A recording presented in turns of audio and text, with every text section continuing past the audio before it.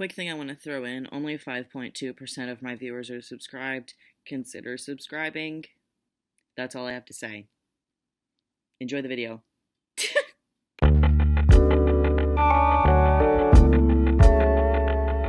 Not the best lighting, but it is what it is. Also, I was gonna bring Georgia out today, and then Coda wanted to hang out, so hello, welcome back to my channel. I went for a little bit of a bolder, a little bit more spooky look, I guess. I was really trying to pull in my Bailey Sarian vibes, and she's just more talented than I'll ever be, so it didn't really work, but here we are. I wanted it to match the shirt. Today's video came to me when I was trying to go to sleep at night. Obviously, I couldn't sleep the one day I had to wake up at 6:45 to go to work. So anyway, I was laying in bed and I was just thinking about random things, and horror came into my head. Don't know why, but it did. Because there's no real, noticeable way to tell. Horror is my favorite genre of all time. My second is coming of age, but that's not the point. And I was thinking the other night when I couldn't sleep about it, just in general, and then I started thinking about new horror versus old horror, because there is that discourse between people that are diehard fans of classics and people that are more into the new horror. That's something I see especially on horror Twitter, and I'm not on Reddit really ever, but I've seen it there in the past. I have to let Coda out now because she doesn't like me. Yeah, so it just got me thinking of why is there such this great discourse between liking classics or liking new stuff. So basically what I wanted to do is put together a pros and cons list and answer the question, in my opinion, which era of horror is better. So that's what we're gonna do today. We're actually gonna start off with classic horror, and I'm not doing pros and then cons. I'm doing a mix of them, so whatever. So for old horror, one pro is obviously that they are the classics. They are the definition of iconic. You see the characters painted on my door and you know, for the most part, exactly who they are. A lot of people get confused about who that is, and that's just because I didn't do a good job painting it. It's supposed to be the movie cover from the original Evil Dead, which is one of my favorite movies ever. I'll strip it off my wall. The little hand reaching out, that's what it's supposed to be. Was it successful? But whatever. Anyway, one thing that I guess is a pro and a con at the same time for old classic horror is that they're good, but they're not great. You know, from a film study standpoint, they're not perfect, great movies, but they are good, you know? They also set the standard for what horror should be. How good they were and their success in their time set the standard for what horror movies should be moving onward. So that's definitely a pro. I think one thing though is that they're kind of limited to the time that they were released, because they didn't rely on heavy CGI and effects, even though they were obviously there. Like The Evil Dead, for example, they used stop motion animation, claymation in one of their scenes, which, first of all, I watched the original Evil Dead when I was zooted off an edible, and seeing that scene was it was captivating to me. I love it. Wonderful. But yeah, for actual digital effects and CGI, it didn't necessarily exist in the age of the classic horror. And so that is something that could be seen as a con, but a counterpoint to that is asking if they are really limited by that time period, because you have to ask yourself if these movies would be as effective and as iconic if they came out today, which personally I don't think they would be.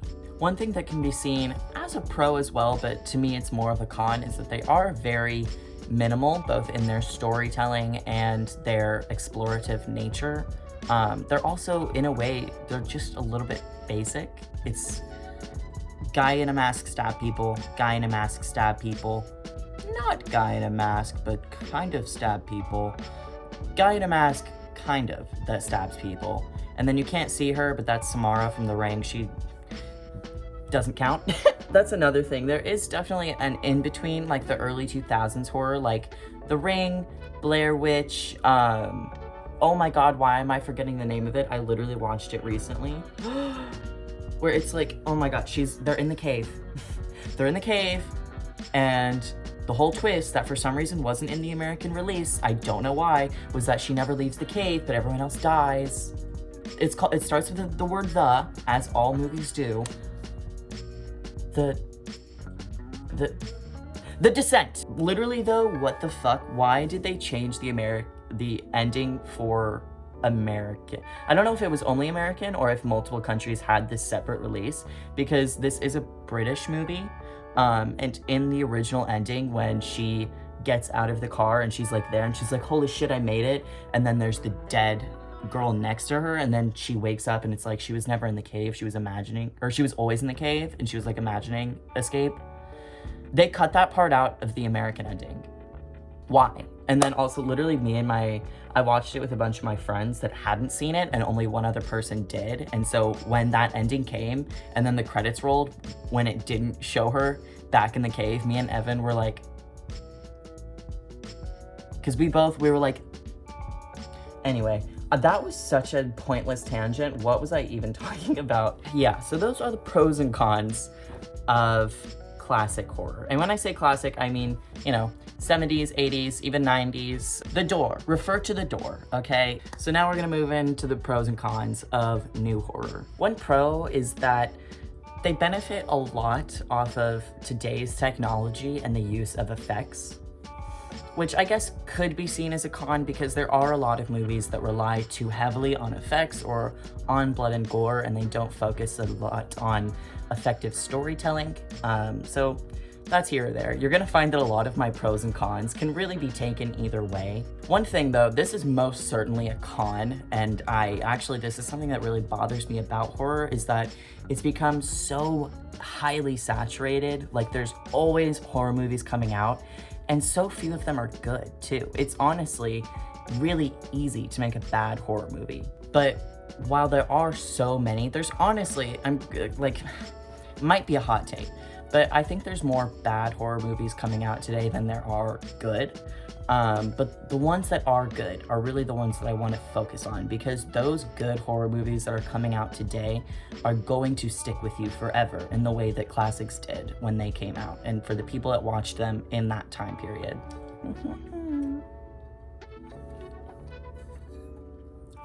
I love Scream. I mean, this is not from Scream, it's from Scary Movie, but you get the concept. Also, I watched a whole video about the story of the Scream mask and how they were using someone else's for part of the movie, and then they made their own because of there was a whole copyright war, which I find so interesting. There's actually scenes in Scream where they're using this mask that doesn't look like the iconic mask. Hold on, I'm gonna rip something off my wall again. Literally the most iconic scene, he's not wearing the actual iconic mask. He's wearing another company's. Food for thought, Also, I've gotten a few comments about these. I got them from a shop on Depop. She can do custom ones for you, and they're only $1 each. And she's also so nice. I'll put her name up here somewhere. And while the market for horror movies is becoming so saturated, I think you can almost even take one positive out of that and say that with more and more horror movies that are coming out, we have seen so many more subgenres of horror that you wouldn't get back in the day.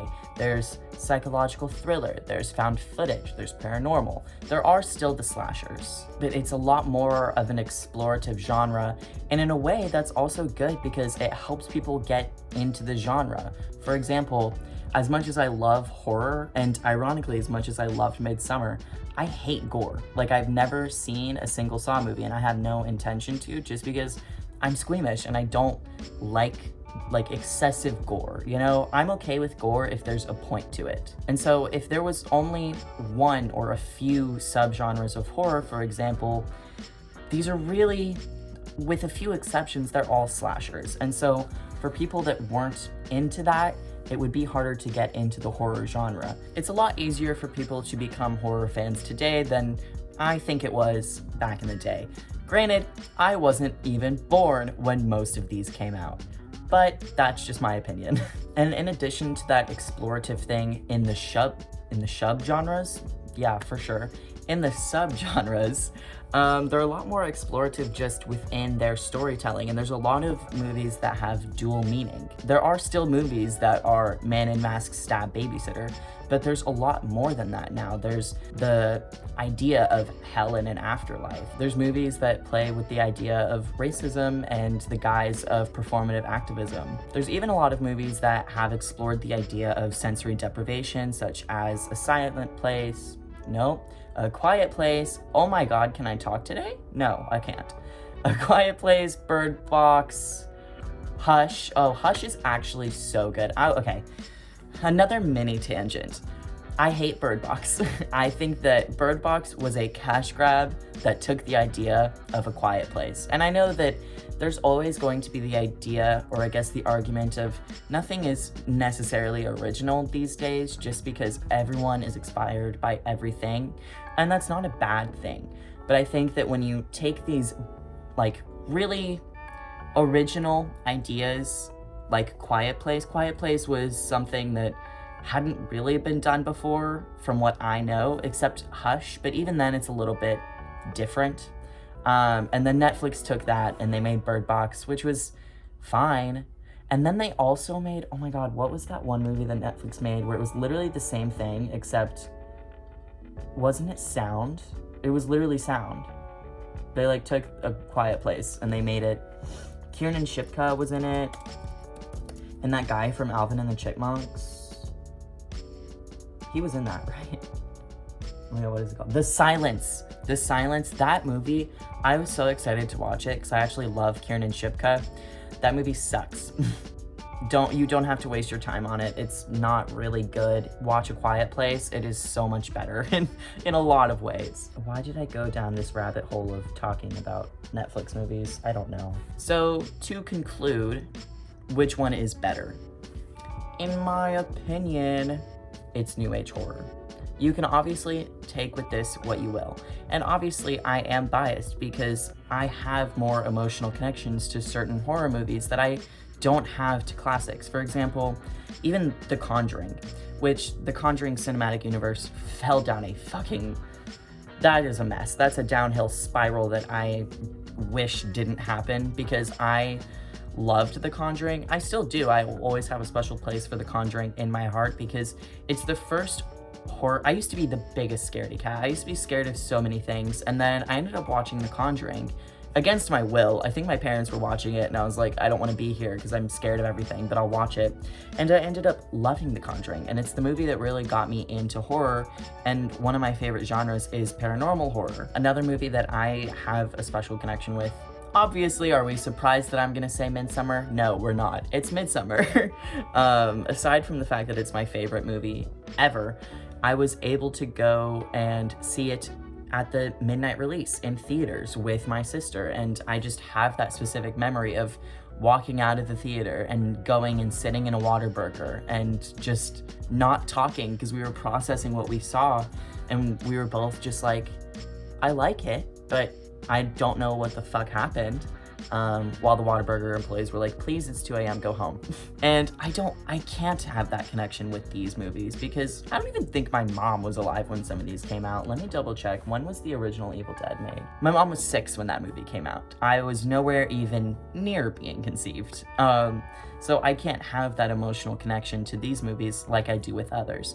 And if you have an emotional connection to them, that is fucking awesome. And I'm happy for you because they're great movies. This is not me coming to say, new horror good, classics bad. Absolutely not. If I thought that, I wouldn't have painted them on my door to stare at me while I go to sleep forever or until I move out. So yeah, I don't know. Let me know what you think. Maybe I'm an idiot. Maybe I'm wrong. And, classics will always be the classics and they'll always be perfection. Personally, I don't think they are. But again, opinions. We love opinions on this channel. So yeah, I hope you enjoyed. I hope that maybe this made you think a little bit more. If you are a diehard new age horror or classic horror person, maybe this made you think a little bit more. I don't know. These are all just my random thoughts that I had while trying to sleep. So with that being said, thank you so much for watching. Comment below what you think. Oh my god, comment your favorite horror movie because I love knowing them. Yeah, I will see you whenever I make another video, which is actually soon. I have so many video ideas. I have like I have a list, okay? So that's that. And I love you guys, and I'll see you later. Goodbye. Okay, also thumbnail. Should I look quizzical? Should I be like I'm thinking? I'm so lost in thought right now. This is so dumb. Okay, bye.